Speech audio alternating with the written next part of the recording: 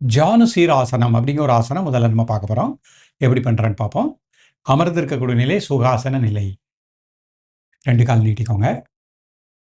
முதல்ல வலது கால் நல்லா உள்ள மடிச்சுக்கோங்க. இடது கால் நேராக வச்சுக்கோங்க. மூச்சு வெளியே விட்டுட்டே கிடக்குனீங்க. 1 2 3 4 5 6 7 8 9 10. கால் மாற்றிக்கிடுறேன்.